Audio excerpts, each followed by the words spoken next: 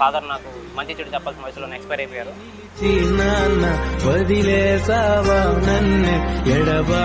అప్పటి నుంచి మా మదరే నన్ను ఫైనాన్షియల్గా ఆదుకుంటూ అవసరమైతే అప్పులు చేస్తూ కూడా నన్ను చదివించింది.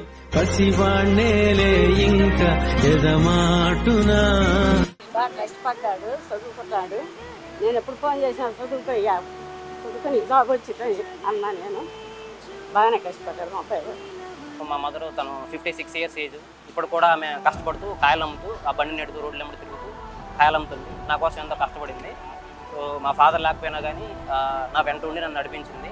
ఏమి లేకపోతే నాకు ఈరోజు ఈ స్థాయికి వచ్చేవాడిని కాదు.